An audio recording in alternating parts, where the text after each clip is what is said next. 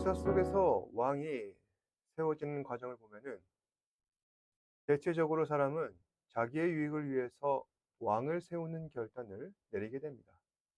그래서 자신들이 세운 왕이 자신들이 통치하도록 하는데 도리어 왕은 그러한 기대를 저버리고 백성을 돌보지도 않고 오히려 그 백성을 괴롭혀서 자기의 이익만 추구하게 되는 것입니다.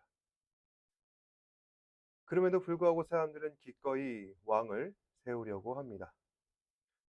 그렇게 하는 것은 왕을 세워도 문제가 있겠지만 그래도 왕을 세우는 편이 자신들의 이익을 확실히 보장받을 수 있다 생각하고 있기 때문입니다. 그 이익 중에 하나는 바로 전쟁인데 전쟁은 한 사람의 힘으로 감당할 수 없는 큰 문제라 할 수 있습니다. 그래서 사람들은 왕을 세워 왕에게 군사를 소집할 수 있는 권한을 줘서 자신들을 보호하도록 하는 것입니다. 그 과정 중에 왕은 백성들의 지지를 얻게 되고 결국 왕은 절대 권력을 손에 넣어 백성들의 삶은 아랑곳하지도 않고 자기 멋대로 권력을 휘두르게 됩니다. 그렇게 오랜 시간이 지나 사람들은 점차 왕의 지배에 순응합니다. 그러다가 왕이 군림하는 체제를 거부하는 세력이 나타나 혁명이 일어나게 되고 왕이 폐위되어서 또 다른 왕조가 세워지거나 아니면은 왕을 아예 세우지 않는 민주주의 제도가 발생하게 됩니다. 하지만 새로운 왕조를 세운다거나 민주주의 제도를 확립하는 것도 한계가 있습니다. 새로운 왕조는 처음에 백성들의 환심을 살 만한 정책을 펴지만은 그 역시 이전 왕조와 같이 백성들을 괴롭히게 될 것이고 민주주의 체제도 권력에 일시적인 제한을 두었을 뿐 그 권력이 폭주하여서 제동을 겨는 것은 한계가 있다는 것입니다. 결국 인간이 왕을 세워 왕의 통치를 따르는 정치 제도는 한계를 보입니다. 또한 민주주의도 왕정 체제의 껍질을 벗지 못한 채 그 전에 잘못된 부분들을 답습하는 한계를 가지고 있습니다. 그럼에도 사람들은 권력자를 세워 통치받는 것을 더 선호합니다. 왜냐하면은 여전히 권력자가 자신의 이익을 보호하며 내가 옳다 여기는 그 가치를 수호한다는 믿음을 가지고 있기 때문입니다. 구약의 이스라엘 백성들도 마찬가지입니다. 이스라엘은 애굽기, 출애굽기, 광야기, 정복기, 사사기를 거치는 역사의 큰 변화 속에 왕의 통치를 기대하고 왕의 군림을 갈망하였습니다. 애굽에서 종생활하였을 때에는 자신들을 압제하고 있는 애굽의 바로가 아닌 자신들의 왕을 자신들이 세운 그 왕을 기대했고 광야 시대와 정복 시대에서는 자신들의 그 혼란스러운 환경을 극복하고 좋은 곳으로 인도 정착시켜 줄 지도자를 기대했으며 사사기 시대에서는 주변 나라들로부터 자신들을 지켜줄 지도자를 기대했습니다. 이처럼 이스라엘 백성들이 기대하는 지도자는 자신들을 인도하고 자신들을 지켜줄 지도자라 할 수 있었습니다. 그런데 왜 이스라엘은 이렇게 왕을 구하는가? 정말로 그들에게는 왕이 없었는가? 그렇지만도 않다는 것입니다. 태초부터 하나님의 택함을 받은 이스라엘은 태생적으로 자신들을 지켜주고 인도하며 통치할 왕이 있었습니다. 그리고 그 왕은 인간이 세운 왕이 아니라 인간을 백성으로 삼으신 하나님께서 인간의 왕이라 할 수 있었습니다. 그럼에도 이스라엘은 오늘 말씀에서 왕을 요구하고 있습니다. 왕을 세우면은 자신들이 부담해야 할 여러 가지 짐들이 있음에도 불구하고 그들은 여전히 왕을 세우는 것을 더 선호하고 있다는 것입니다. 오늘 말씀은 하나님께서 사무엘과 함께 하셔서 사무엘을 선지자이자 제사장으로 세우시고 또한 사무엘에게 이스라엘을 통치할 권한, 즉 마지막 사사로서 그를 임명하시고 그리고 이스라엘은 그러한 사무엘의 지도를 받아야 했던 그 시대를 배경으로 하고 있습니다. 엘리가 제사장이었을 때 어린 시종으로 부르심을 받았던 사무엘도 이제는 나이가 많이 들었고 자신의 주인이자 스승이기도 하였던 그 엘리처럼 자신도 아들을 제사장으로 세우는 그런 위치에 오게 되었습니다. 사무엘의 아들 그 제사장들은 이름이 요엘과 아비야였는데 안타깝게도 이 사무엘의 아들들도 엘리의 두 아들 홈니와 비느하스처럼 주변 사람들로부터 좋지 못한 평판을 받았습니다. 사무엘의 아들들은 아버지와는 달리 자신의 이익을 따라 사람들로부터 뇌물을 받고 판결을 굽게 하는 사람들이었습니다. 그러자 이스라엘 백성들은 장차 이스라엘의 미래를 놓고 걱정하게 됩니다. 그들이 생각하길 사무엘이 죽고 그의 아들들이 이스라엘을 다스리게 될 것 같은데 그러면은 이처럼 부패한 사람들을 과연 내가 지도자로 섬길 수가 있겠는가? 그래서 사무엘에게 사람들이 찾아와서 이러한 요청을 하게 됩니다. 사무엘상 8장 5절에 보시면은 그에게 이르되 보소서 당신은 늙고 당신의 아들들은 당신의 행위를 따르지 아니하니 모든 나라와 같이 우리에게 왕을 세워 우리를 다스리게 하소서. 그러니까 사무엘 당신은 이제 나이도 많이 들었고 그 당신의 아들들도 당신의 후임으로 세우자니 너무 부도덕하여서 우리들에게 다른 왕을 세워달라는 요청입니다. 여기에 대한 사무엘의 반응은 좋지 않습니다. 사무엘은 백성들의 요구를 못마땅해 하며 불쾌해하고 있습니다. 그러자 하나님께서는 사무엘에게 말씀하십니다. 여호와께서 사무엘에게 이르시되 백성이 내게 한 말을 다 들으라. 이는 그들이 너희를 버림이 아니요 나를 버려 자기들의 왕이 되지 못하게 합니다. 하나님께서는 사무엘에게 말씀하시길 너는 백성들의 요구를 들어주어라. 그리고 너무 서운해하지 말거라. 왜냐하면 그 사람들이 너를 버리려고 하는 것이 아니라 나 여호와 하나님을 버려서 하나님을 자신들의 왕이 되지 못하게 하려는 것이라.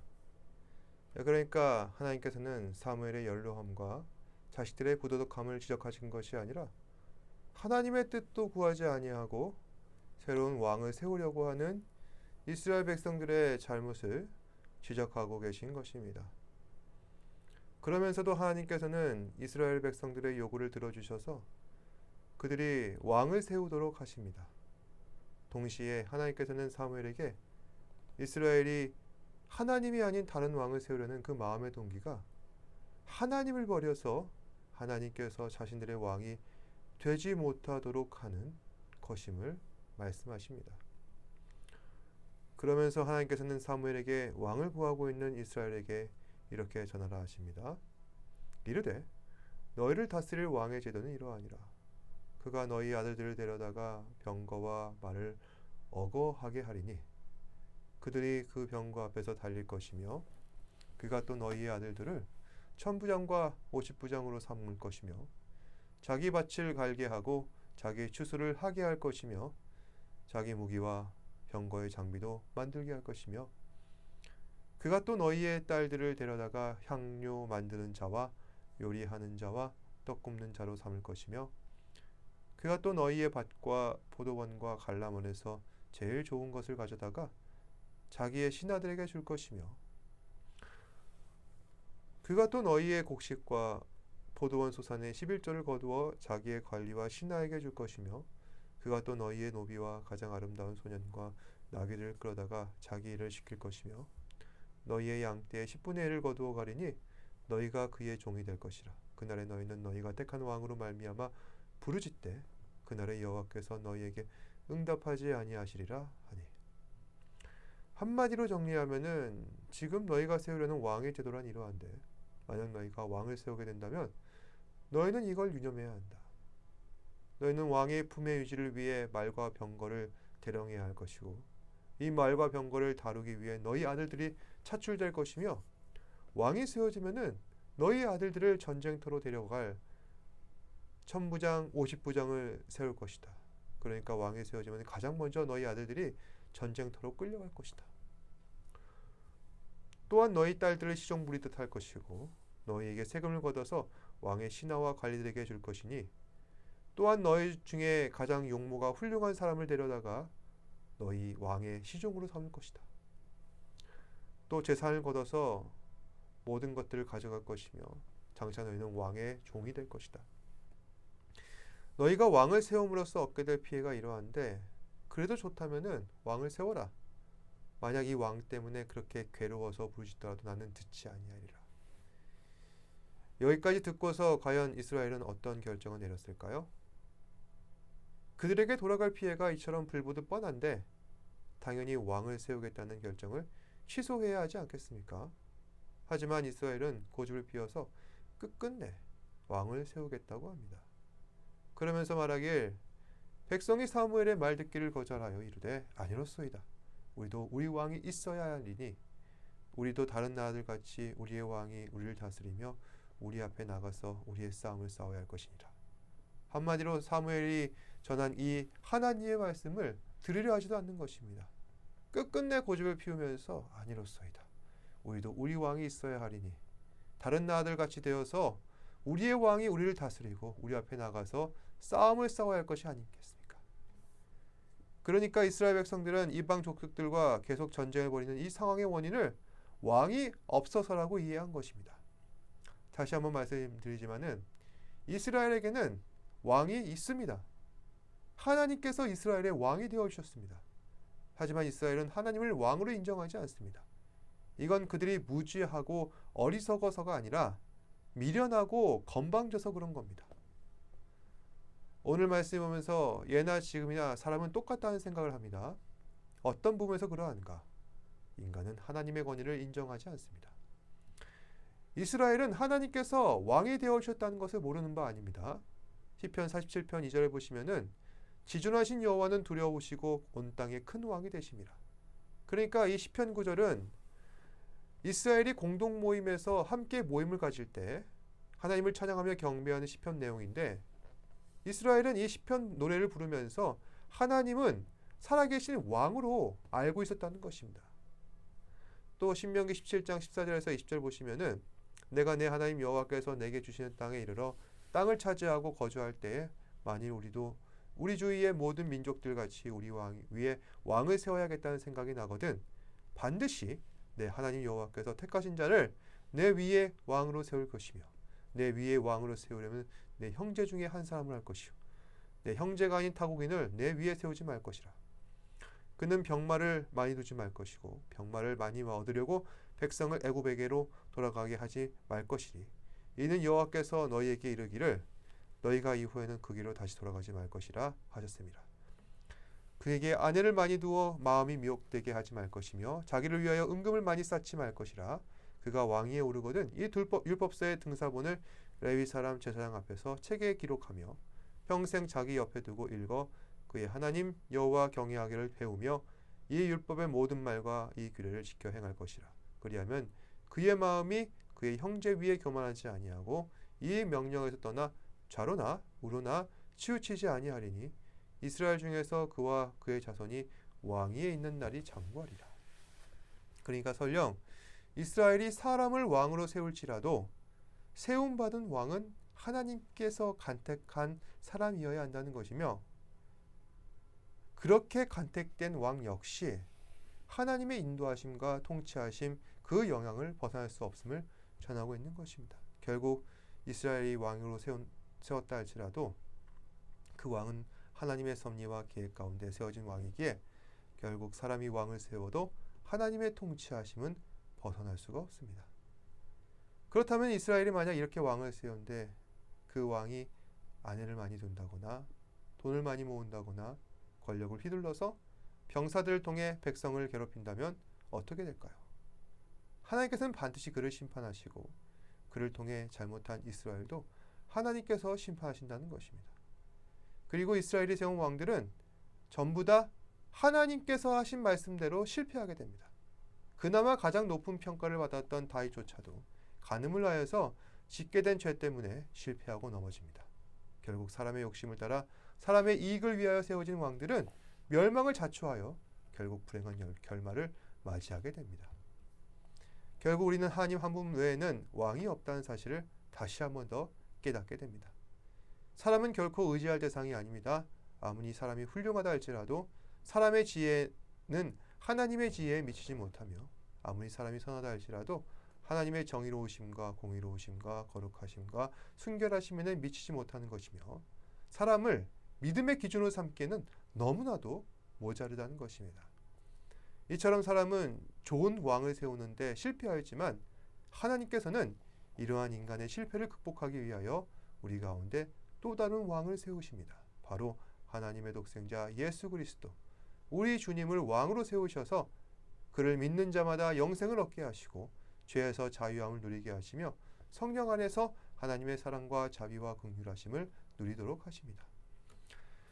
사랑하는 여러분, 여러분께서는 세상에서 누구를 가장 신뢰하고 계십니까?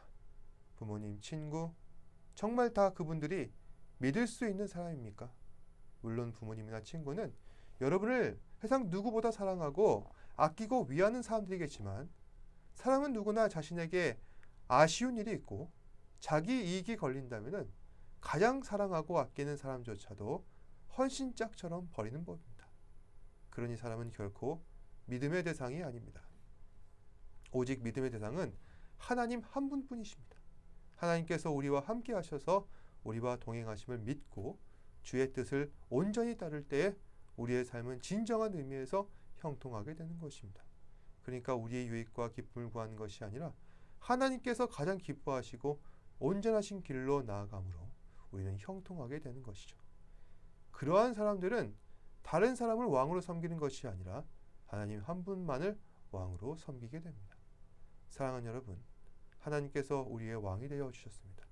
따라서 우리는 위대하신 하나님을 경배하고 주의 말씀 앞에 순종하며 살아가야 할 것입니다.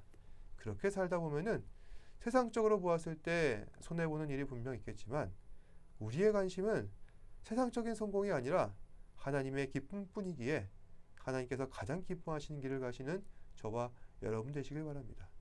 그래서 오늘 하루도 하나님께 영광 돌리시며 하루하루 주 안에서 충실한 나날 되시기를 주님의 이름으로 축복합니다. 기도하겠습니다. 고맙고 존귀하신 아버지 하나님 감사합니다. 오늘도 우리 삶 가운데 역사하셔서 우리의 왕이 되어주시고 또 하나님께서 가장 기뻐하시는 삶이 무엇인지 분별하게 하시며 믿음 따라 살아갈 때 세상과 비교할 수 없는 가장 귀하고 복된 축복을 누릴 수 있도록 인도하심에 감사합니다. 우리 사랑하는 지체들 삶의 어려운 순간들마다 함께 하셔서 하나님의 은혜 가운데 거하게 하시며 믿음으로 말미암아 주의 뜻 가운데 순종하며 살아갈 수 있는 우리 사랑하는 지체들 되게 하여 주옵소서. 모든 말씀 예수님 이름으로 기도드립니다. 아멘. 하늘에 계신 우리 아버지여, 이름이 거룩히 여김을 받으시오며 나라가 임하옵시며 뜻이 하늘에서 이루어진 것 같이 땅에서도 이루어지이다. 오늘 우리에게 일용할 양식을 주시옵고 우리가 우리에게 죄 지은 자를 사하여 준 것 같이 우리 죄를 사하여 주시옵고 우리를 시험에 들게 하지 마시옵고 다만 악에서 구하시옵소서. 나라와 권세와 영광이 아버지께 영원히 있사옵나이다. 아멘.